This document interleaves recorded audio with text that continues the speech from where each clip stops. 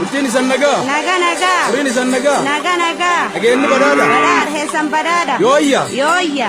Ilmoo eessaa deemte? Garaara yeroo kana waan aadaa gooroo tokko gar liiban kan deemuu jiru. Ol seeni aanan dhugi.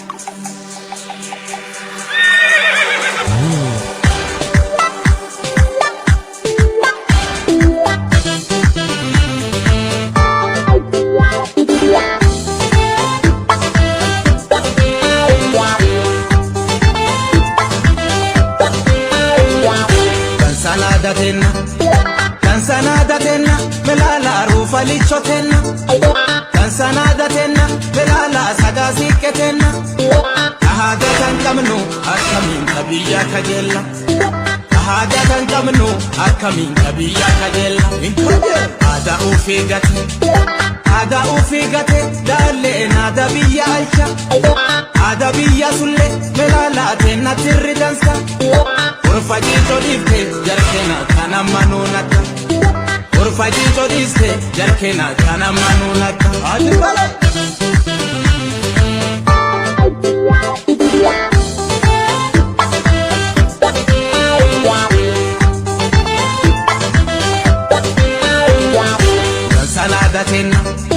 Kansanada tenna melala rufa lichotenna Kansanada tenna melala sagasi ketenna Ahada kan kamnu akamin kabiya kajella Ahada kan kamnu akamin kabiya kajella Ya Oromotiya Ada kan tejabe fatu Orarsa de daki Kui malka tirre fatu Margiji dakuti Ororo besikete kabadu Gara gulu dan Guguma wakan ke kaladu Gara gulu dan Guguma wakan ke kaladu Uliwan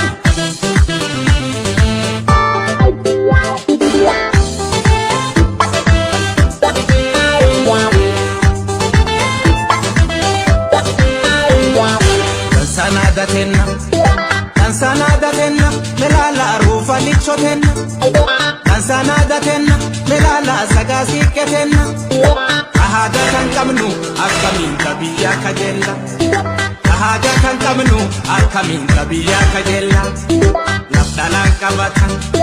Lafdalan kabatan Adani daranin kabatan Ada abbakiya angafa manda wal kabajan Wagi kenni tokko yomiyu lamanin kakatan Ada abbakena yomiyu daranin kakatan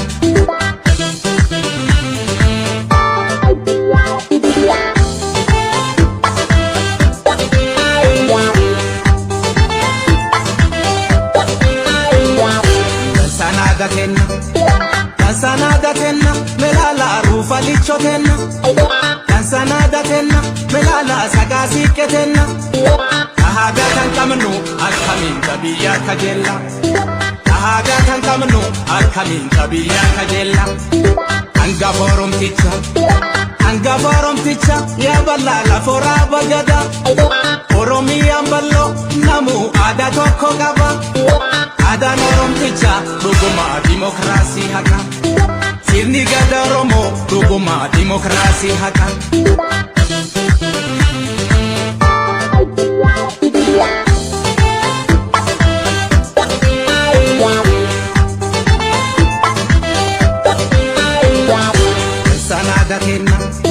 Kansanada tenna melala rufa lichotenna Kansanada tenna melala sagasi ketenna Ahada kan kamnu akamin kabiya kajella Ahada kan kamnu akamin kabiya kajella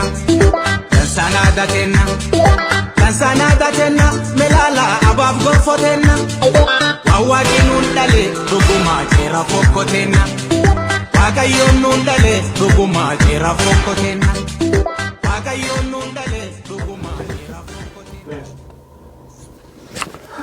Yooyaa ammas yooyaa ilmaan ayyaa bakka jettan marattuu nageenya keenya ka waaqaa koorummaadhaa koodaraamatti sanaadan qabu shamarka fuune nooruu ariibuu qariibuu anaa dhufu walqabtu shabboo miidiyaa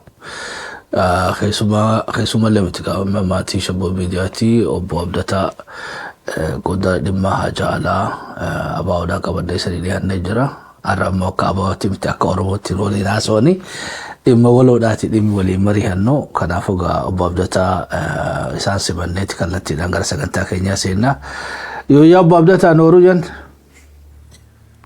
ni baruu baga nagaa taatanii akka naannoo ani beekutti amma nooruu jette ni baruu jedhu aadaan suni baay'ee naannoo sanatti hafe ta'e babal'ate ta'e hin beeku ni baruu siin jedhanis. Ayyee isillee barreeffadhe amma listii welkamii keessatti hin dabalatu ni baruu. Ayyee irra deebinee yoo yaa ni baruu ashama harka fuune nooruu qariibuu dhiyaadha isin jana. Ni baruunis listii keessatti. Nooruu jedhanii ni baruu guddadhu jedhama manguddoon sun ni baruu guddadhu ulfaaddeetu eebbisa jechaadha. Ayyee nagaa gaafadhaa akka hawaasa keenyallee. Baga nagaa taatan hundumtuu hawaasni keenya keessattuu biyya alaa kan jirtan waa'een eenyummaa keessanii waa'een gamtaa keessanii tokkummaa keessanii aadaa keessanii safuu keessanii eeggattanii warri jirtan hundumtuu baga jiraattanii kan irraanfattanis aadaa keessan safuu keessan itti deebi'aa yaadadhaa. Shabboo miidiyaan kunoo karaa adda addaa sin barsiisaa jira nu barsiisaa jira dhaggeeffadhaa itti siqaatiirraa baradhaa manguddoonis itti siqaa haasaati nu barsiisaan jedha baga nagaa taatanii nu jiraadha shabboo miidiyaanis. Ayyool fadhaa galuulee afeerraa keenya kabajanii asirratti nu argamu keessaniif ulfaadhaa ni baruu sanii janna. Thank you. Obbo Abdataa dhimmi waan projektii ijaarsa dirree xayyaaraa abbuu idil addunyaadha. Projektii kanarraa illee haasofnaa fi haala yeroo irratti illee marii adda addaa gaggeeffanna. Kan duraa irra deebinee waan yaadachiisuu barbaannu projektiin kun projektii beektee hidha Abbayyaa amma hidha Mormor almost dachaa lama ta'uu jechuudha projektii dhugatti guddaadha. Is a grand project, is a mega project. Otoo karaa sirriidhaatiin hojjetame we support jechuudha, we celebrate. Kanallee beeku qabu mootummaan jechuudha. Mootummaan wanni beeku qabu nama beektee hawaasa achiif sagalee ta'e kana farra misoomaa gootanii laaluun sirriidhatti fakkaatu. Kan uummanni jechaa jiru beektee misooma beektee guddina dinne maaliif nu godaansitaniidha. Guddina dhufe kana hojjennu ta'u maaliif waliin hin guddanneedha. I think kan kontekstii kana keessatti laaluu qabnaadha. Vaalidiinatti hin fakkaatu naaratiiviin nama gaafii projektii kanarratti kaasee akka farra misoomatti kaa'amuu qabu amma ija siyaasaatiin laalamuu qabu. Projektiin kamuu kanaa miti projektii xixiqqaa addunyaa gubbatti deeme hundinuu miidhaa ilma namaatii miti beektee shimbirroo naannoo san jirtu yoo environmentally miidhaa akka fidu taate yaadni numa kan namaa jechuudha. Kanaafuu akka galteetti fudhadha. Odoo beektee projektiin tun master plaanii lammaffaadhaa already garas deemaa jirti akka odoo san irraan taane odoo warraaqsa sanitti hin kaafne waa sirreeffachuun keessan. So dhugaa keessummoota adda addaa finnee isaniif beektee yaada gumaachaa jiran silaa arra inumaatu cheeka muruu qabdaniif jechuudha. Yoo Abdatallee abboo yaada gaarii nu gumaachite akka galteetti fayyadamna projektii keenyaaf jee Itoophiyaa Airlaansiin silaa inumaatu akka ekspertiidhattu biilii sanii erguu qabna jechuudha. Yaada sanii gumaachaa jira malee ololaan jiru siyaasa hojjechaa jiru kanallee nu beeka. Gara beektee obbo Abdatatti hoggaan deebi'e. Tokko master plaanii tokkoffaa fi ka amma kanallee lammaffallee ajannu kan lammaffaa ta'uu jiru kanallee akka komparisiidhaan naalaatu barbaada. Tokkoffaan manneen dhuunfaadhaatu ijaarama namaatu mana ijaarrata magaalaan bal'ataa jirti. So qotee bulaa godaansisaa mana ijaaran. Kondominamii galaan ganda san dhaqeetti waan garaana nyaate arge. Kondominamii karaa gara tulluuti miti karaa dakaa kana jiru galaan iddoo ammoo Haacaaluu Hundeessaadhaatti ajjeeftan seenaa isaa yaadattu. Gara beektee kondominamii kana cinaa mana citaa tokkootu jira ka Oromoodha jechuudha. Dubbii isa ajaa'iba natti taate. Fooqii dhadheertuu galaan san keessatti qotee bulaan Oromoodhaan malee mana citaa ofii keessa jira. Dalleen isaa kunillee hadaan miidhaani. hadaan miidhaa fi muka jidduu jira dubbintu akka malee faasiree nagooteetti itti dhaqee nama sana itti dhaqee wajji haasa'e jechuudha. Maasaa xiqqishoo takka illee ni qaba ammaas kondominiimii gama duubaatiin xaafii kana facaasee xaafiin kun akkanatti beetee shagguyyee taphattii jechuudha. Silaa odoo nama naafama hiiroo naatee jechuudha. Odoo nama badhaasee jaarsa saniin badhaasa jechuudha. Abboo maali mana citaa yennaan akkamii mana citaa as jira yennaan bargaafiin mana citaa maal asii godhaa miti. Gamoon kun maal asii godha itti waan gaafadde dafa ani asumaan tureera jaarsi waliin jee ani asuma tureera jee maasaan sanillee haga irraa na haftee naan jee lafa kanarraa fudhataniiti haga na haftee naan jee abboo namuu deeme ati waan deemna yennaan yoo na ajjeesan malee asirraan deemu naan jee yoo kondominiima kana sii kennan yennaan maal naa godhaadha. Namni waan koo fudhatee akkamiin deebi'ee waan koo naa laataadha. So understanding nama sanii san beektee hedduu garaana nyaatee jechuudha. Amma wanni an jechuu barbaadeen maali qotee bulaa akka sanii nama miiliyoon 2.7 oli Mallas Zeenaawidhaa naannoo sanirraa godaansise. Fiigaa sirni gaafa san ture. Lafti fudhataa jiran kunillee duuba maasaa san keessa dhaabbadheetiin abdataa wanni isaa jaabsu keessa lafa akkasitti gabbattuudhaa gurraatti cimilu. Lafa beektee xaafii irraa magartu sallaalee xaa'oo malee magarsaa barnaan jeelma kiyya. Lafti koo kuni xaa'oo malee xaafii magarsitii naan jedhu. Amma gaa jireenyaarra qaalee ja'anii bu'an kana infektii lafa qotee bulaa saamamee ta'uu hin beekanii jechuudha. Qotee bulaa miiliyoon 2 naannoo Finfinnee irraa buqqiftee Finfinnee keessatti jireenya qaalee waggaattu beekadhu kun ofiifuu gawwummaa honga hin qabne jechuudha. Misoomni keenya arra Ameerikaanis bar musoomaatu jirti. Nu biraa isa kutanii jechuudha. Nama beetee maasaa xaafii keessa dhaqee eerpoortii ijaaru takka nagarre jechuudha Itoophiyaa taate malee. Kamana dhaqee mana jireenyaa beetee maasaa qamadii keessa dhaqee ijaaru. Har'a Kaanaadaa dheetee lafti magaalaadhaa waan biraati. Lafti magaalaa waan biraati. Oromoo nama waan beeyne isaanii jechuudha. Makkoobiliidhaa. Hoggaa olmas hoggaa 500 hoggaa 600 dura heera tume. Maal jenni magaalaan maasaan taatu maasaan gabayaan taatu jaa. Baseera seera Oromoota. Akkana jechuun maal egaa Oromoos deemtee gabayaa dheeteen qotiniidha maasaa jettee. Warri gabayaallee maasaa namaa dhuftanii magaalaan godhina. Hoggaa 500 dura heera lafaa qabna jechuudha. Gaafin kiyya. Master planning effectii isaa san ibsa jireenyi qaaleensi arra irraa dubbataa jiru kun lafa xaafii fi qamadiidha beektee manooriyaa gootee mana jireenyaa gootee nama miiliyoon meeqarra qubachiiftee akkana jechuun ka'achi jiru buqqifte ka irra jaare kunoo maal nyaataa jechuudha. Because lafa qonnaa irratti beektee magaalaa babal'isaa jirti. Hoggaa Bishooftutti dhufne. Lafti san garaa nama nyaatti jechuudha. Lafa beektee maanyaa oomishtu jechuudha. Xaafii maanyaa oomishtu kana eerpoortii san fakkaatu irra keessa jechuudha. Lafti hin dhalleen jirti maaliif deemtee irratti misooma kan hin geessine. Lafa maasaan ta'in, lafa beektee goggoydu, lafa because ammas achirraayis barga jireenyi kun lakkuma tuulama lafarraa yaasaa takkanaani jireenyi sanitti qaalawaa deemaa jira. Boru dhaka nyaatanii jechuudha. Gaafin si gaafadha obbo Abdata. Hoggaa master plan irraa fudhanne master plan waan irraa hoggaa fudhanne eerpoortii abbuudhaa kanallee hoggaa wal bira laaltu trendin isaa garuu master plan waan isanitti deemaa jira. Kunoo master plan 2 ta'uu deema jettee garas deemaa jirra moo uummata qabatee guddataa deema.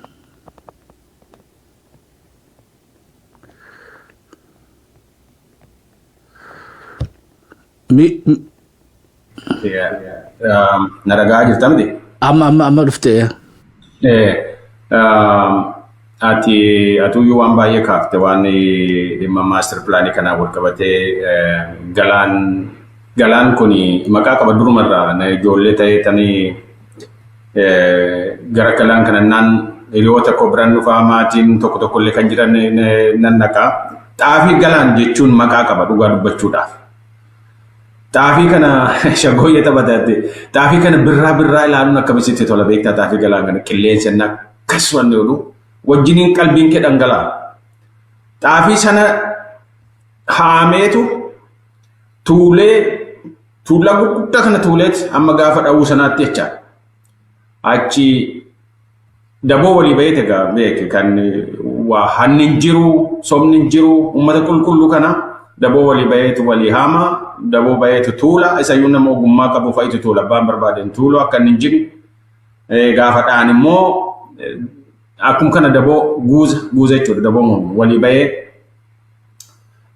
dhaa gaaf sana qophiin qophaa'u nyaanni qophaa'u kan addaati warra kanaaf jechaadha. Gootaraa meeqa dhaabeetu gootaraa sanarraa guutee hafee kan dhabeef kenneeti namni midhaan gootaraa keessaa too qabu ollaan isaan beelamu kun aadaadhuma. Gootaraan guutoo too jiru namni kan beelamu hin jiru akkasitti waliin nyaatee walii laateet jiraataa ture. Warri maaster pilaanii fi warri har'a Bishooftuu irratti qiyyaafate kun tokkoffaa pilaanii malee deemu. Pilaanii malee wanti deemanii fi wanticha dhimmicha kan isaanii miti. Abbaan dhimmaa tootti dhufeera ta'e. Abbaa dhimmaa hojjetaa too ta'e. Eessarra piroojeektiin akkasii hojjetamuu qaba eessarratti. Eessarratti hojjetamuu qabu. Bakki kun maaliif ta'a bakki kun maaliif hin ta'u isa kana qorata sila. Amma fooqii nama mana citaa cinaa dhaabatu sun manni kan kollee duruu asuma ture fooqiin kun asii maal godha waan jettee nan gaafate kan jedhe sun dhuguma. Bakka dogoggoraa dhaqee dhaabate fooqeen sun. Maal achii godha? Inni sunoo xaafii sana oomishuuf achi jiraate qotee bulaadha. Lafa sanatti itti akaakayyuu abaabayyuun itti dhalatee itti jiraate. Fooqeen kun sirraa dhufee achi dhaabate. Eenyu namichi dhufee achi keessa taa'uuf taa'u kun? Lafichi kan kooti jedhee dhimmichi kan kooti jedhee hin yaadaa fi already dhagaan irra dhaabateera. Dhagaa sana jala xaafii hin facaaftu silaati. Waan hundumtuu wanti mootummaan darbee dhufaa as ga'e hojjetu biyya keenya irratti waanuma jiru tokko haala jirutti amma jirutti of gammachiisu yookaan immoo siyaasa isaattiin daldalachuudhaaf kana godhe piroojeektii akkasii godheera kana gabbisee kana ijaaree jedhamee akka maqaan isaa dhaamu aangoo sana irratti of tiksuudhaaf malee akka biyya tokkootti akka biyya dhalootaaf waa kaa'utti kuni iddoo kanatti kan facaafamuu qabu yookaan immoo iddoo kanatti kan ijaaramuu qabu. Kanada. Iddoon kun kan qonnaa ta'uu qaba. Iddoon kun uummanni keenya akka beelarra hin buune, balaarra hin buune, bakki kun green area ta'uu qaba jedheetu ka'a. Fakkeenya fudhan nama biyya kana. Waan baay'ee tuttuqte simbirroon illee mirga qabdii, bakka bishaan argattu, bakka muka argattu qabaachuun dhiisuufiin barbaachisaadhaatti. Amma manoota akkasitti ijaaraman kan asuma Viiktooriyaa kana keessatti yoo ilaalte darbee bakka galaanni kuufamu tolchu qotanii. Galaanni suni allaattiin adda addaa wanti bishaan barbaadu hundumtuyyuu achirraa dhaqee dhuga. Kan namaallee siistemaan galchaniifi. Kuni mirga jechuudha. Ittisuu qofa otoo hin taane allaattiin sunillee mirga qabdi uumama lafa kanarratti uumamte waan nyaattee bultu kan dhugdee bultu sana dhoowwachuun qabamuudhaaf mootummaan kun tiksa. Biyya kana muka murtee balleessuu hin dandeessu akka malletti qoratamee seeraan murama. Maaliif allaattii sanatti irra qubata gaaddisa ta'a kan akkasii. Achi yoo laalte garuu biyyicha kan isaanii miti. Yerootu kan isaaniiti malee biyya kan isaanii waan hin taaneef waan dhufe hundumayyuu sigiksanii balleessaniitu dhimma isaanii miti ittiin nagadachuu barbaadu. Amma laga mormor ijaaranii gaarii akka waan uummanni qabsootti jiru mirga ofii gaafatu kun laga mormor maaliif ijaaramaa jira maa uumamaa jedhee falmuu fakkeessanii bifa isaa jijjiiran odeessu. Kan yeroo isaa eeggate kan qoratame akkamitti waan jedhamu sana namni gaafatu isaan bifa isaa jijjiiru. Irraanfadhu isa kan mormor. Har'a kondomneemiin galaan sun gaafa ijaaramu lubbuu meeqatu lubbuu dargaggoo meeqaatu lubbuu manguddoo meeqaatu qabeenya meeqatti dhabame. Kan gaafatame gaaf sana maa guddatamaa ijaaramaa miti wantichi. Garuu bakka kana ta'uu hin qabu. Bakkoota akkasiif ta'an qabnaa. Bakki kun kan qonnaati. Bakka qotee bulaan irra jiraatu. Qotee bulaan kunis asii immoo buqqee gara ni dhaqu. Hin qopheessine sini. Lafti nuti qabnu lafa biyyichi qabu. Iddoo gariin kan midhaan baay'ee magarsine waan ta'eef isa sanarratti mana ijaaran maal qaba. Iddoo gariin immoo amma akkuma magaalaa nuti amma keessa jirru kana keessatti walakkaatti green zone jedhanii manni irratti ni ijaaramu dhufuma qonnaa ta'e magaalaa kana keessa jiru maaliif hin dhiifne iddoo sana silaa uummanni kun beelaaf hin ta'uun saaxilamu ture. Inni waa'ee qonnaan beekne qotis achitti qotamee magaalaa walakkaatti argamu sana inni argu irraa waa baratata. Haamlee horateetu qonni bu'aa inni fidu silaan argatu. Har'a namni kana dhaadheessu iyyuu hin jiru biyya sana keessatti. Isaan buqqisuudha. Karpa jennu tokko aangoorra turu inni lammaffaan Oromoo waan jedhamu kana displace godhanii bakka hundumaarraa akka inni olii gadi jeeqamee bittimee aadaa isaa eenyummaa isaa lammii isaa kaleessa wal beeku wajjin waliin agarra kadhattu akka inni ta'u akka namaaf tajaajiltu ta'u gochuu irratti bobba'aniitu jiru. Bara adda bilisummaa Oromoo galu 2018 biyya Finfinnee dhaqeen ture. Finfinnee dhaqee galgala otoo karaarra deemnuuti maal argine konkolaataan deemaa turre. Dubartoonni tokko daa'ima 5 tokko dugdatti baatti ishii kana harka qabattee bitaa mirgaa ishii kaan immoo ishiin qabde sana qabaddaa jetteetu wal qabattee ittiin deemti. Konkolaataan ifaarra dhaabatee naani afaanichaa hin beektu sila afaan kadhaa sun afaan bashaa sanaa miti reegaa maaloo na gargaara daa'ima kooti waan hin kennuun qabu waan hin laadduun qabu jette. Innaan kana dhaga'u mucaa konkolaachisaa sana maaloo as naa dhaabi jedhee gad bu'ee maali ati kunoo manni kan koo dur naannoo kana ture. Xaafii facaafnee gootaraa meeqa galchaati turre namaaf hin taane ture har'a achirraa buqqaanee bakka qubannu iyyuu dhabnee horii xiqqoo nutti kennani horii nutti kennan sun ijoollee koo halkan lamayyuu bulchuu hin dandeenye abbaan manaan koo kanarraa kan ka'e dhibee adda addaan qabameetu hin du'e har'a daa'ima kana wajjin hin rakkadhe waan ta'uun dhabe dhugaa dubbachuudhaaf. Egaa warra kanatu har'a kadhattuu ta'e laastikii hidhatee muka jala ciisa isaawuu waraabessi inni guyyaa kan dadhabe inni halkanii immoo nyaataati jira. Waraabessi halkanii kanatu dhufee ijoollee jalaa fudhata agartee ta'uu ta'e dhiyootuma kana keessa waraabessi gara Finfinnee kanatti maaliif akka heddummaatan hin beeku ijoollee jalaa fudhata. Guyyaa yoo dhufee fudhata. Dubartiin kun cinqama kana hin jedhamne sana keessa jirti. Ati eenyu ati maal rakkatte eessaa kaateetu iddoo kana geesse jedhee waa tokko mootummaadhas kan jedhamu godhu namni miti warri har'a abbaa qabeenyaa of taasisee ittiin dhaadatee bookkisee lafti itti xiqqaatu kuni otoo uummata isaatiif isa akkas ta'e kanaaf waa godhe maal qaba si jechisiisa iddoo tokko tokkotti haalota akkasii kana keessa jira. Amma gara Bishooftuutti yoo dhufne Bishooftuu atuu kaafte egaa midhaan achirratti marguu gara caffee doonsaa sanatti ol siqtee xaafiin naannoo sana walumaa galatti maanyaa akkumatu jette isa qofaa miti waan hundumti mukti isaallee mukti argitullee si hawata. Uummanni kun itti dhalatee akaakayyuu ababayyuutti lakkaawwatee iddoo sanarra jiraate kun misooma maaliif misooma naannoon kun jedhee hin balaaleffanne dhugaa dubbanne qotee bulaan naannoo sana kan inni haasa'u argitu namoonni manguddoonni waan haasa'an argitu misoomni gaariidha. Nuuf kan malu argachuu hin dandeenye nu soogduu mana isinii kennine nuun jettanii mana bishaan keessa hin jirre ifaan keessa hin jirre mana fincaanillee bakka itti ba'an kan hin jirre waan tokko dukkana keessatti fakkeessuudhaaf nama muraasaaf kenname malee inni kaan immoo surmayyuu bakka bu'eeyyuu dhabameera bittimee kadhattuu ta'eera. Naannoo sanarraa kan ka'e jira. Kanatu nurratti raawwataa jira jedheeti mataa jira qotee bulaan kun. Maa misooma hin jenne beeka. Nuyis warri ala kanaa waa dubbannu kan namoonni biyya keessaa dubbatanis misooma kana miti misoomichi bakka isaan eegganne. Warra achi buqqaan sanaaf malan tolchine. Haala gaadhaan jireenya isaanii akka isaan rakkoo keessatti waan seenin itti jiraatan wanti tolfame hin jiru. Soba yeroo hundumaa wanti raawwatu uummata kana sobu addunyaa kanallee sobu addunyaa kanatti maal himu isaan amma misoomatti jirra misoomsaa jirra guddisaa jirra kana fa'itti ijaaramaa jiran piroojeektii kanatti agarsiisu. Addunyaan akkitti inni ilaalu namoonni tokko akkitti isaan ilaalan akka namaatti sammuun isaanii yaadeetu qotee bulaa irraa buqqa'eef akkuma Ameerikaan gootu Awustiraaliyaan gootu Kanaadaan gootu qotee bulaa iddoo sanarraa bakka misooma kanarraa buqqa'e bakki kennameefi qabeenyi gaan waan sana madaalu kennameefit bakka tokko qubataniiru. Kanaaf akkana godhe mootummaan kun jedhee yaaduu danda'a addunyaan. Garuu kanan goone addunyaa kanallee sobu goone irra daniitu addunyaatti mo'an. Uummatuma simachi jiruttu goone irra daniitu uummanni nuun gooneedha. Inni dhaga'amaa hin jiru. Inni kuni maaster pilaanii isa lammaffaa nama lafa sanarraa duguugu ta'eera. Nama lafa sanarraa buqqisu ta'eera.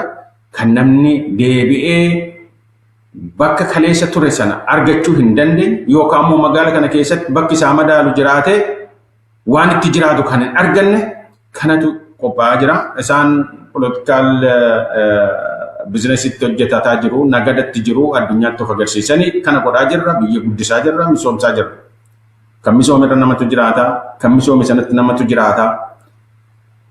Akka kanatti namni buqqa'ee beela'ee bineensi funaanee nyaatee kadhattuu ta'ee mana namaa dhaqee mana isaanii warra alaatti dhufe kana.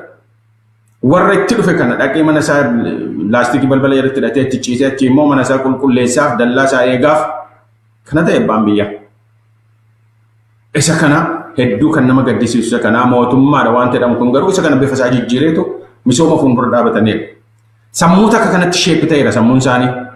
Uumama isaanii irraa qabe soba keessa dirree sobaa keessatti uumamanii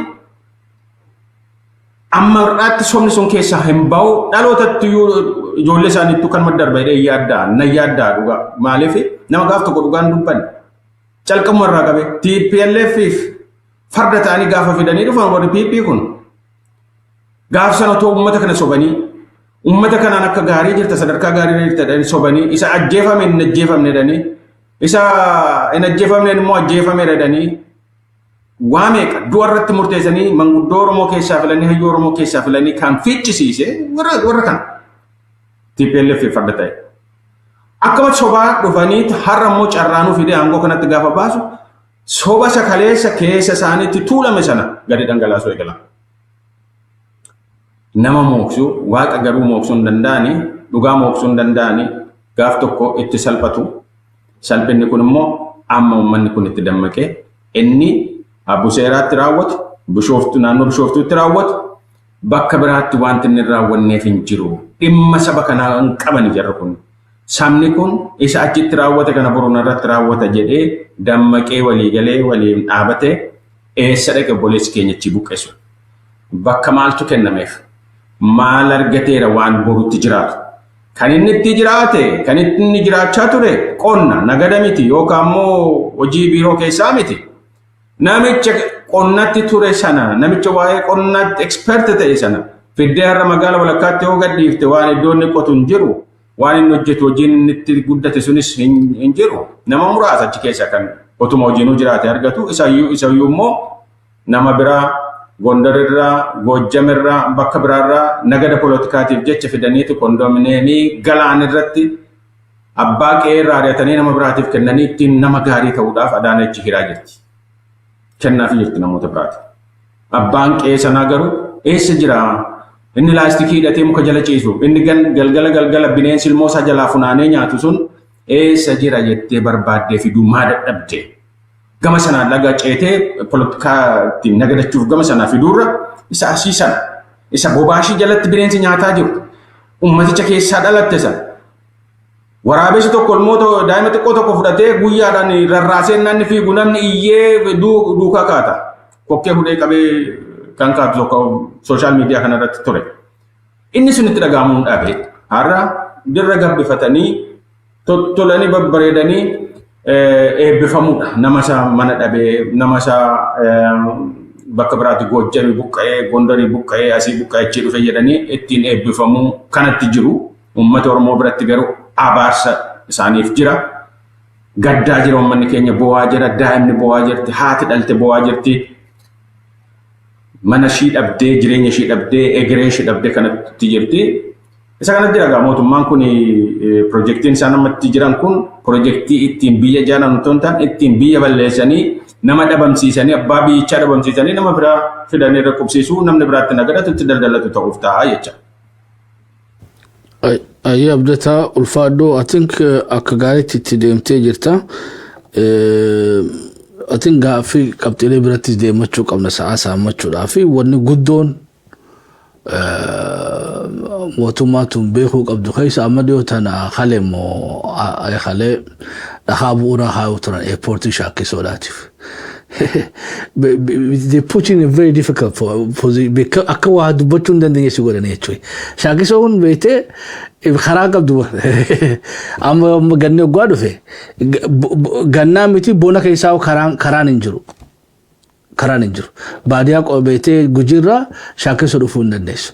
Ammoo pirezidaantiin keenya achi dhaqeeti eerpoortii dhakaa bu'uuraa kaa'e.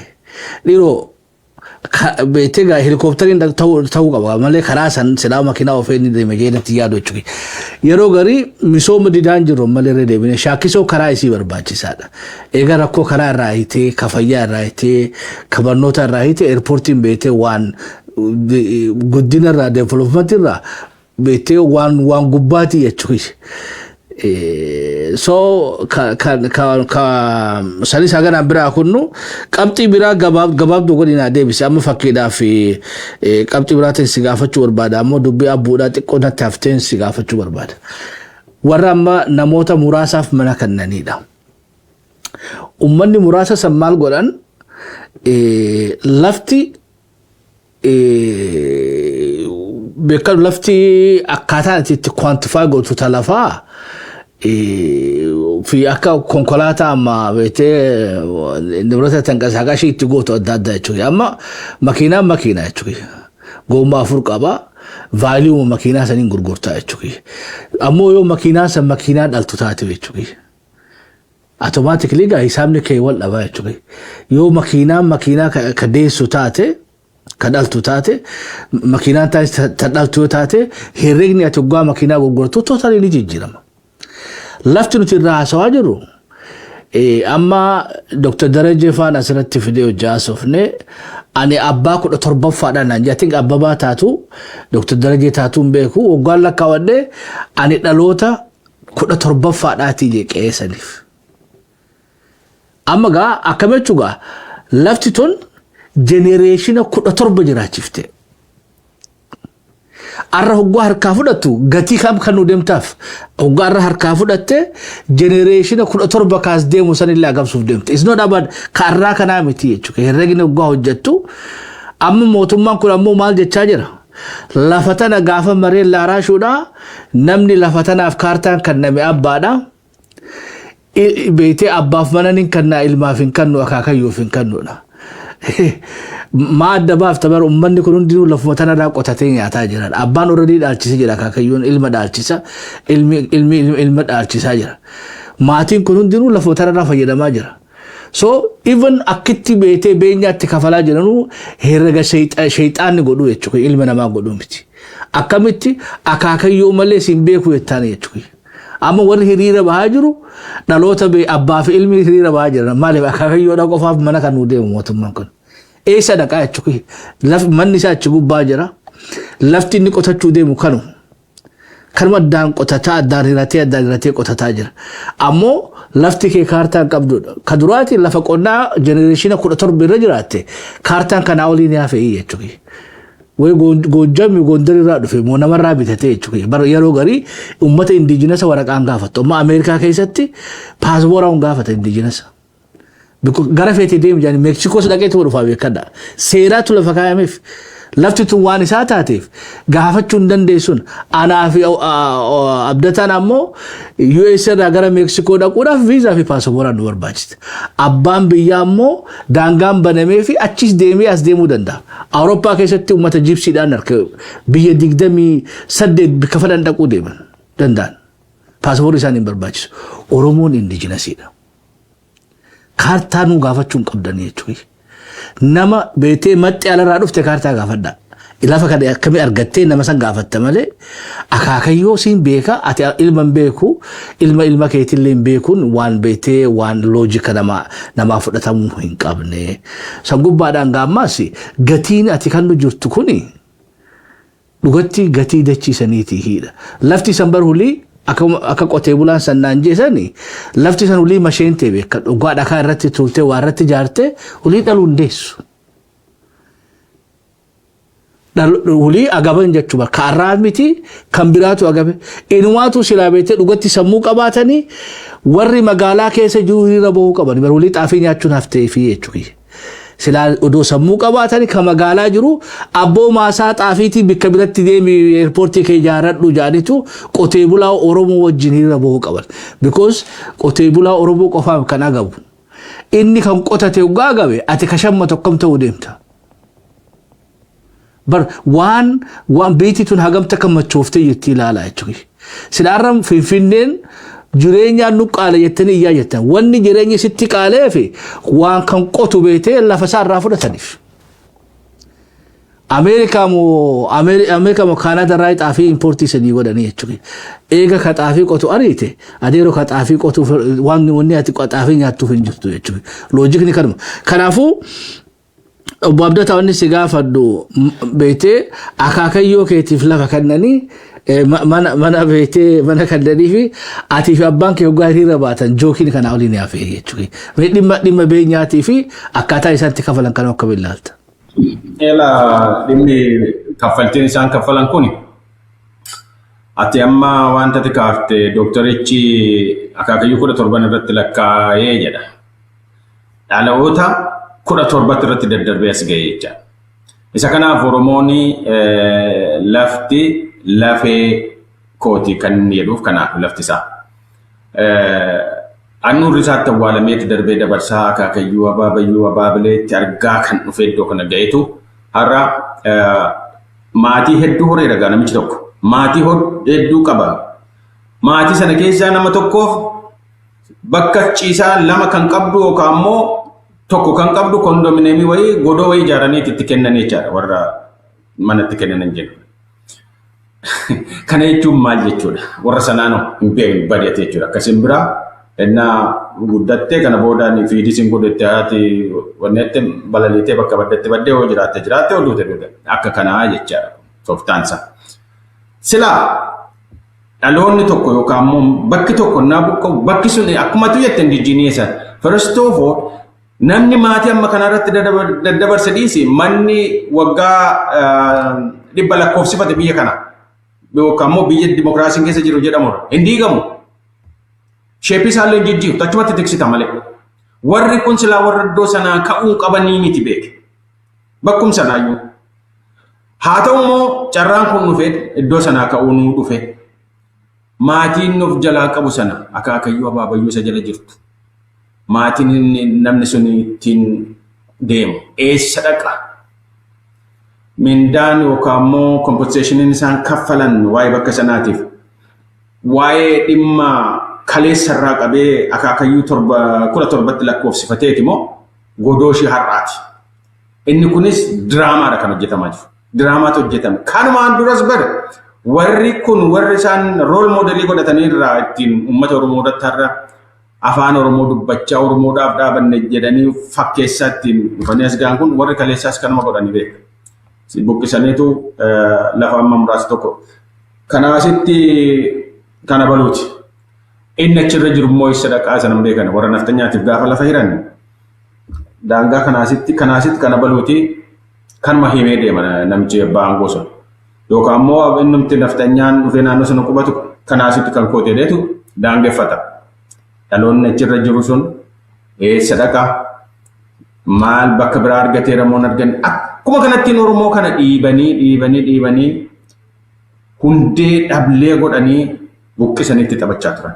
Warri kun har'a dhaadannoo santiin rool moodelii godhatanii ittiin dhaadatanis warra sana isaan sana fudhatanii dhufanii uummatichatu kan dhaggeeffatu wal dhagahu rakkoo sabatti boruu dhufu quban qabu otoo uummanni keenya kana no kun dhaloota boruu nu harkaa balleessa hundee keenya balleessa jechuu danda'e abbaan barbaade kan akkuma barbaadetti godoo mananni qaburraa diigee seenaanni qaburraa diigee balleessee bakkoota silaa akka indigenous protector ta'uu qaban sana balleessuuf jedhu no ta'uu hin qabu bakka kanaa miti bakka itti kun ijaaramuu qabu bakka kunoo mukti baay'ee irra hin jirre manni irra hin jirre qonni irra hin jirre lafa dhagaan hedduutu jira dirree gurguddaan xiyyaara immoo iddoo sanarra bu'e wanti xiyyaara sana keessa wal margu hin jiru dirree qotisaa miti dirree xiyyaaraati sanatti gargaaramuu hin danda'ama ture so wanti wal madaaluun danda'u wanti isaan kennaniif sun mindaa yookaan immoo compensationiin isaan warra kanaa maatii kanaa kennan utuma kennaniyyuu waliin madaalu.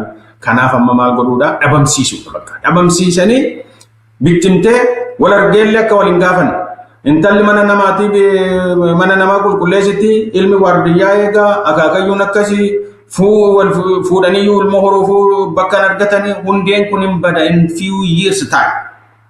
Kana booda dur warra akkasii warra abaluu naannoo kana turee jedhee namni lubbuun ofirraa waa odeessuu danda'a jechuudha. Seenaa ta'e ta'a. Kanaaf akka kanattiin buqqisu kanaaf akkasittiin completely akka inni deebi'ee surviving goone akka inni deebi'ee wal hin argine akka inni deebi'ee iddoo isaa sana yaadatuu hin dandeenyetti buqqisanii kanaaf akkana godhu. So inni kun ani mootummaa kana of jiraachisuudhaaf of agarsiisuudhaaf tattaafata. Mootummaan sun dhimma kan isaati uummata Oromoo taa'ee kana dhaggeeffatutti na ajaa'ibaa jira. Inni har'a achiisa nyaatee obboleessa isaa nyaatee buqqise. Hundee dhableessa godhe boru ganda isa kana wanti hin dhufneef hin jiru. Har'a Finfinneen beela'ee Finfinneen jireenyi qaala'ee waan jedhamu kana waggaa baay'ee waan kana irraa falmaa irraan dubbadhaan ture waan akkasii kana. Qotee bulaan biyya kanatti yookaan immoo biyya nagaa qabu biyya sabaaf yaadu uummataaf yaadu yookaan immoo jiree biyyaatiif yaadutti qotee bulaan kabajattamii qaba. Ulfinattamii qaba. Kanarraa kan ka'e yoodhumallee haalli qilleensaa jijjiiramee rakkinni qotee bulaa sanarra bu'e mootummaan sappoortii godha. In gargaara. Akka inni jabaatee deebi'ee survive godhee akka kaleessaatti qonna isaa sana qotisanni qotu sanatu kan ofii isaatii nyaatee fixuu miti kan biyyaati jedhee amana mootummaa waan ta'eef. Asii garuu biyya Itoophiyaa jedhamtu kana keessa kaleessuma gaafa nuti itti xinnoo qotee bulaa gateettiitti garbuu baatee fidu akkam jedhanii akka arrabsan beektaa? Arrabsoon isaanii gabaree namaan jedhu. Gabaree jechuun arrabsoodha biyya sana biratti. Kanatu jira. Rakkoo akkasiitu jira. Kaleessumarraa qabee uummata kana xiqqeessaa ture sirni sun. Har'a qofaa miti jechuun maafanii laayinarra jirtamuun buute qotee bulaa sana kaleessumayyuu ulfina qabaachaa fi hin turre xiqqeessaa turani akka inni of jibbu akka inni qotisu sana jibbu fala biraan qabuuf inni qotisu sanatti itti fufe malee arrabsoon isaan ittiin afaan baala gafaan gadi galoo kanaan gabaree jedhu nama tokkoon gabaree jedhanii tarraabsu. Gabaree jechuun maal akka inni ta'e qotee bulaa jechuun maal akka inni ta'e warra hin beekne. Warri kun warra safuu hin qabne safuu malee waan guddataniif qotee bulaa kana xiqqeessaniituma gadi qabanii humna isaa qofaa nyaata midhaan inni qotee fidu sana qofaa siisteema tottolchanii irraa fuudhanii ofii isaaniitti xaafii barbaadan adii moo diimaa garbuun moo qamadii waan barbaadan gatii barbaadaniin irraa fuudhaa ummaticha qotee bulicha achumatti qabanii immoo afaan nagaalleetti hin dubbatanii kanatu ture kaleessas har'as kanumatu jira qotee bulaa sana xiqqeessan sanatu har'a immoo wal faana hundeedhaan dhabamsiisaa jiru.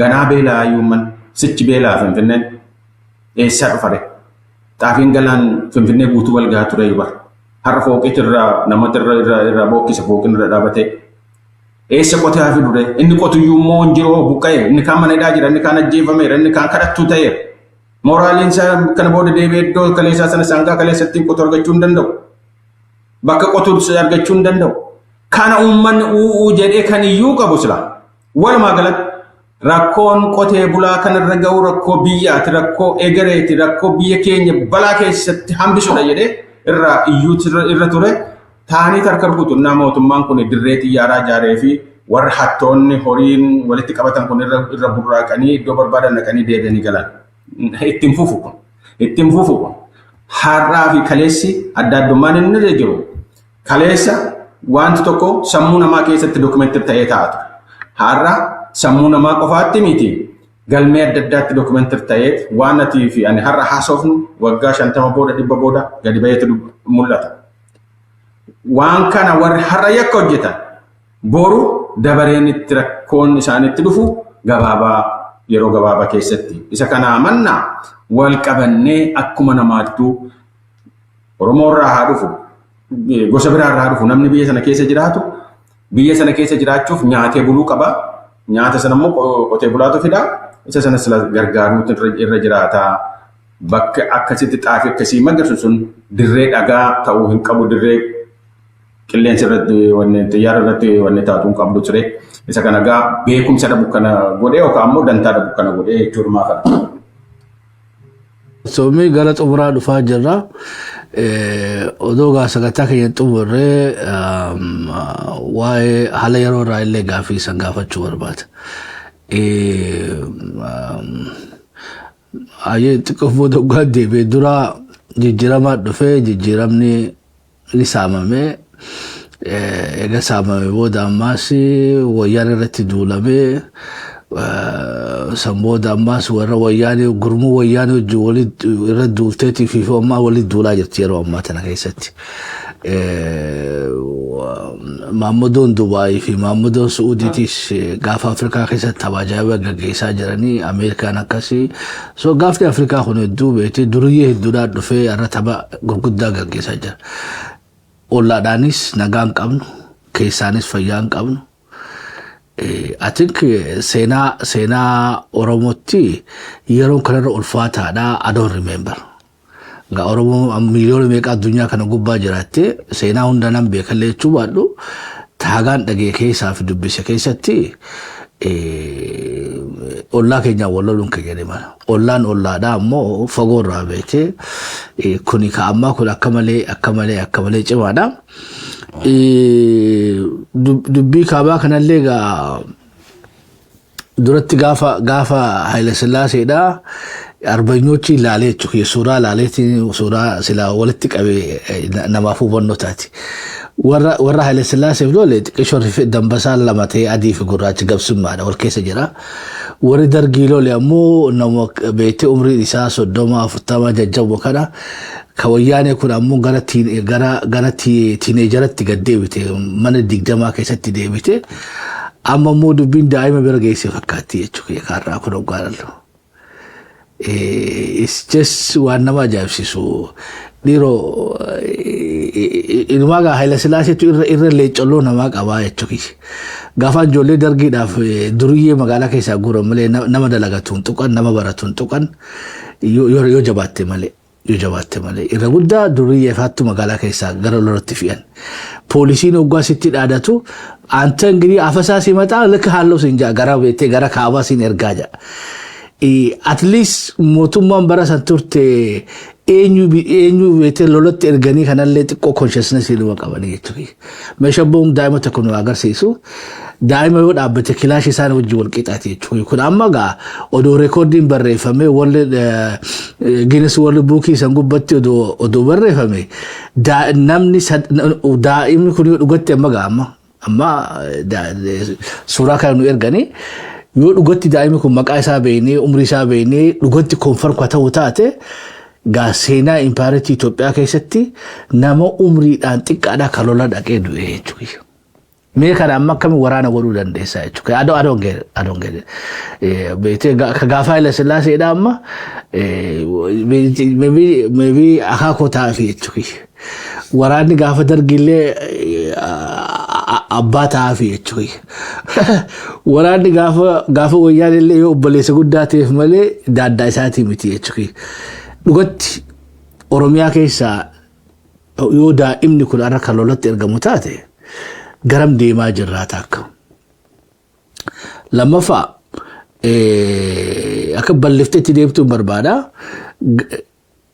Mee hayyee kanarraa haasofneetiin gaafii takka tamaayyidhaa gara furmaatatti dhufaatti fufee obbaabdata.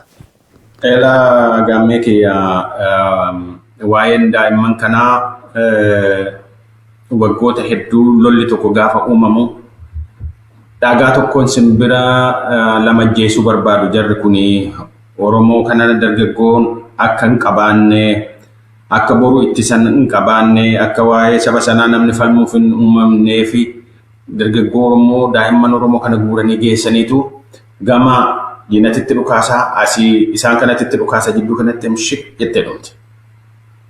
Daa'imman xixinnoon akkasii. Har'as isuma kanatu raawwataa jira. mucaa kanaan warra isaa maatii isaan beekaa maqaa isaa argeessanii fiduu nan danda'a. Har'a boo'ichatti jiru har'a sammaa kana boo'icha jiru maatiin isaa. Fidanii moo maxxansanii iddoo heera mucaan kun jedhanii maxxansanii fidanii. So mucaan kuni mee innaa laaltu kilaashicha wajjin akkuma tu'etti dheerinni isaa wal maqettaata. Baatee dhuma dhaabachuufuu mucaa humna qabu miti daa'ima akkasii kana waan loluuf hin beeku. Eenyuun akka lolus hin beeku. Leenjiin hin jiru namni kun egaa gara aadaa keessatti leenjifamee bahe leenjiin lola akkasitti gaaftate bobbaaftu nama amma leenjifame ta'uu kan qabu seera militarii tokko waan inni himutu jira. Inni kun akkuma tu jette dhimma akkasii kun kana mucaa kana qofaa miti hedduudha kan hedduu walitti qabne uummanni keenyallee daa'imman akkasii wareegaman keessumatti dheengadda wareegame mucaan kun faannootu ajjeese. Lola dheengadda faannoon raawwata irratti ijoollee daa'imti xiqqoo akkasii kan hedduu ajjeefame. Mucaan kun tokkee kuttaa'eeti. Ammoo. So kan naannuma sana har'uma qofaa kan boochisan illee hedduudha jedhameetu himama. Bara dargii sana atuu kaafte bara dargii akkumatti jumlaadhumaan dunkaana dhaabee uummanni hin bu'aa ture. Nuti xixiqqoodha bara sana maali jennaan warra beeraawii deemetu dhumaniidhaan bakkuma tokko dhuma. Guyyaa tokkotti maatima tokko ilmaan obbolaa lamaanii maal kun nama 8 boochisa. Biyyi sun biyya boochaa ta'e. Naannoon sun naannoodhuma boochaa ta'e guyyaan sun. Dargaggoo attamiitu dhaqee dhabame. Bara sanas. Ammas isa sana raawwate exactly waan makka isa sanatti raawwate har'a boo'ichatti deemaa jira namni warri suuraa kana nu erganii. Mucaa kanaaf deebisee immoo kan biraa hedduudhaan hin arganne suuraa malee arguu dandeenya maqaa kanallee arguu dandeenya addunyaan akka dhageessu maqaa mucaa kanaaf maatii warra kanaallee dhiyeessinee uummanni Oromoos addunyaa kunis akka quba qabaattu hin goona. Wanta amma raawwatu Oromoon kan quba qabaachuu qabu Oromoo lafarraa haphisuu dhabamsiisuudha wanti yaadamaa jiru. Dhaloonni akkasii kun innaa lafarraa dhabamte manguddoon umuriidhaan irrachaa deemu booda maaltu ta'uuf ta'a. Oromoon nuti ittiin gaanfa Afrikaa keessatti isa guddicha saba guddicha inni sun waan Mallas jedhe sana saba guddaa jettanii ittiin sin dhaadattan sana xiqqeessuu dandeenya jedhe sanan raawwataa jirti ijoolleen Mallas guddise. Isa kana raawwachaa jira. Afaanin immoo nuti Oromoodha. Waa'ee Oromooti kan dhaabannee fi siin jedhu.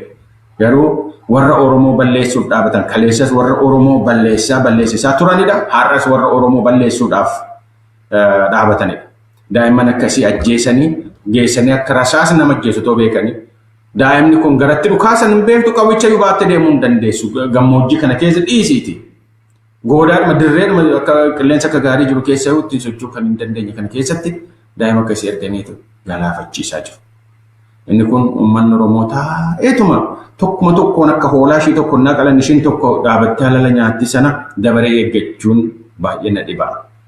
Mootummaan kun mootummaa afaan dhadhaa dibatee afaan Oromoo dubbatee Oromoo balleessuu irratti xiyyeeffatedha. Qaroosaa keessaa in ajjeesisaa isa ajjeese nama biraatti fidee haguugaa nama biraatti ajjeesedha. Kan ajjeese caalammoo kan maqaa xureessanii fidanii goodaa maxxansanii yakka isaa malee mana hidhaatti dararan. Jireenya isaa dararan, maatiin isaa dararan. Mootummaan kun dhuguma dubbachuudhaaf mootummaa bineensarraa adda natti hin fakkaatu.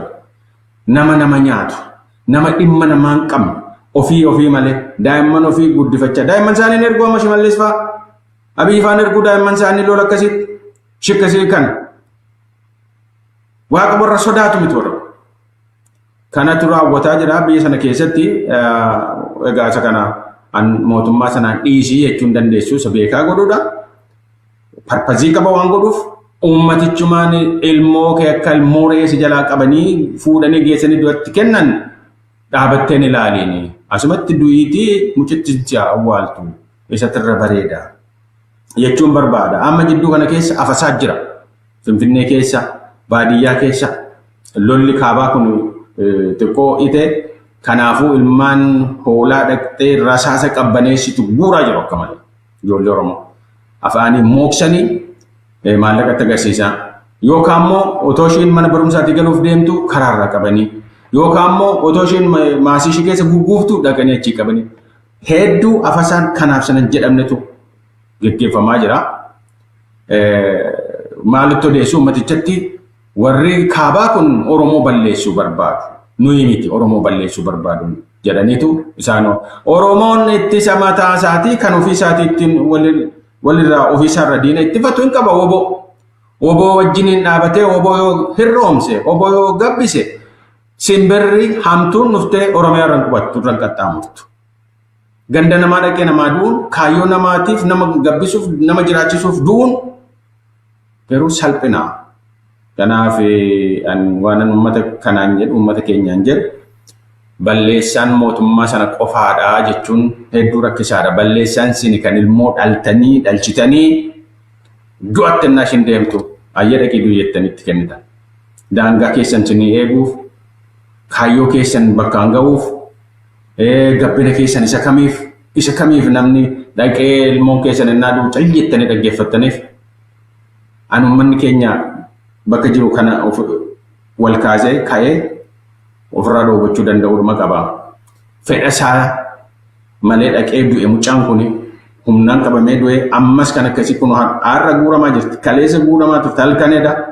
Guuramaa jirti ijoolleen mana keessa dhufaniitu warri maallaqni macheesse machaanii roorredi mana namaa cabsanii daa'imman guuraa jiru. Amma har'a bakka hundumaa baadiyyaa keessa kaadiroonni isaanii bakka carraa argatan. Isa kanaaf har'a kan isa ittisuu danda'u waanuma tokko woboo qofaadha. Kan isaaf qoricha ta'uu danda'u woboodha. Woboo gabbisa. Warri waa'ee qawwee itti bareedes yookaan immoo qawwee qabachuun itti bareedu yoo jiraatu wobootti dabalamee dhaqee woboo wajjin dhaabatee biyya isaarraa bineensa akkasii kana kaasuun gaariidha. Yoo kana ta'uu baate garuu wanti nutti adeemu waan nurratti raawwatu waan salphaa miti lafarraan dhabamsiisuuf deema mootummaan kun jechuun barbaada. Ayyul fadha think qabxii silaasi gaafachuu barbaadallee asuma keessattuu dhaammattee jirta maal dhaammatta kan jiru hidhachuu qabnaa falmachuu qabnaadha. Sa'aan harkaa dhumtee ammoo carraa biraan akka nu jettee deeqaa takka keessatti waan ilaamaa haasofne san samaraas godhuu dandeessa. Gammisa galatooma dhuunfaadhaa quuqama saba kanaa qabaattanii waan isin gootan hedduu gaarii. Ani carraan biraa waan tanan jedhu warreen dhimmoota adda addaatiin moofkamtanii lafachii fudhachuudhaan manachii qabaachuudhaan moofkamtanii dhimma saba keessanii nu galchuuttanii gamtaa saba keessanii diigdanii miila namaa jalatti dhaqee akka sabni keenya jilbeeffatu gootan hin dogoggortan. Biyyichi kan keessan kan abbaa keessanii kan haadha keessanii kan handhuura keessanitti awwaalan. Boru kan kanaa oliiti kan isin argatta. Biyyittiin yoo bilisoomtee abbaa godhatte. Namni dhufee isin akkuma duraa waa'ee indijiinisii kaaftisan warri kun warra abbaa lafa sanaati dirree barbaadu irratti inni kaabaa kibbatti inni baadiyyaatti iddoo barbaadne dhaqnee jiraachuu warra dandeenya. Oromoon lafti isaa guutuun kan sabti. Oromiyaan kan sabti. Har'a garuu godoo tokko Finfinnee keessaa qabaachuudhaaf mootummaa kanaaf humna ta'ee mootummaa kanaaf irree ta'ee mootummaa kana nama balleessisaa jira. Nama dhaansisaa jira. Biyya dhaqaniitu biyyi misoomte biyyi akkas taate biyya akkana Finfinneen ijaaramte bakkoonni adda addaa ijaaramanii nagada poolitikaatiif godhu. Garuu nama achirra jiraatutu dhumaa jira. Nama achirra jiraatutu hundeensa dhabamaa jira. Barbaanni arguufillee kan teenyetti nu harkaa badaa jira. Beelaan dhumaa jira. Dhibeen dhumaa jira. Waraanaan dhumaa jira. Mootummaan hin ajjeesa. Nama warraan moo ajjeesu ta'e beeka. Ganamni galgala ajjeecha boo'icha. Buqqifamee deemuu boo'icha manni irratti diigamuu irratti gubachuu. Maaloo manni kun akkamitti garaan namaa qabbanaa'ee taa'ee mootummaa kanaaf tumsa. Keessumatti ala kanaa warri dibbee rukutanii uummata Oromoo afaan faajjessan biyyi misoomte nuun jedhanii misoomuun kana miti please yookaan ittuma dhiisaatii guyyaa eeggadhaa gaafatti gaafatamtan yookaan immoo gaafatti gabbifamtantu jira. Uummata kana afaan hin faajjessinaa. Mootummaan kun kan uummataati gootanii uummata kanaaf dhaabate fakkeessitanii odeessinaa warra ala kanaa. Yoo gamtaa godhattanii falmuu fi baattan afaan keessan irraa qabadhaa uummata kanarraa. Afaan faajjinuu miinaa dhaamsi koonni tokko kanarraa kana fi hayyoonni Oromoo haala kana jiran dhimmoota kana irratti gadi baanii dubbachuu qabu. Gamtaadhaan kaanee dubbachuu qabu. Namni kophaa isaa deemee bakki inni ga'u hin jiru. Galiin keenya tokko, biyyi keenya tokko, dhiigni keenya tokko gara biraatiin karaa adda addaa deemnee kana horachuu hin dandeenyu. Wal qabannee yoo deemne garuu wanti nu fuuldura dhaabatu hin jiru. Bakkuma hundattuu amma danda'ame dhimma gamtaa qabaachuu irratti, dhimma gamtaa keenya tifkachuu irratti hojjechuun hedduu gaariidha. Hayyoonni adda addaa kan irratti hojjetan argaa irra bakkoota adda addaatti haasaan isaanii haasa baay'ee nama hawwatu. Isinillee warri miidiyaan akkasittiin namoota damee adda addaa irraa fiddanii haasofsiiftanii ummatichaaf akka inni barumsa ta'uu danda'u. Dhaamsi dhaamamu hedduu gaariidha. Isa kana dhaggeeffachuu qabna, waliif ta'uu qabna, waliin dhaabannee diina kan ofirraa ittisuu danda'uu qabna. Isiniin jedha isinillee galatooma hedduu ulfaadhaa naaf heeruu keessaniif.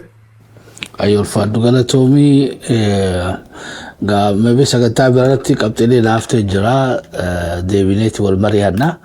Taarraa yeroo kee aarsaa gootee asirratti nu argamuu keetiif maqaa hordoftoota Shaboo Miidiyaatiin ulfaadhu galatoomii isiniin jenna. Ilmaan ayyagaa keessummaan keenya obbo Abdataa turanii obbo Abdataan qabxii adda addaa waa duraan nu haasawanii jiranii kana hundaa akka qalbitti qabatanii gorsa isaaniillee hojiirra oolfatan abdii guddaa qabna. Qophii kana fakkaatu waliin dachaa nutti nagaa waaqa keessa tura. Thank you.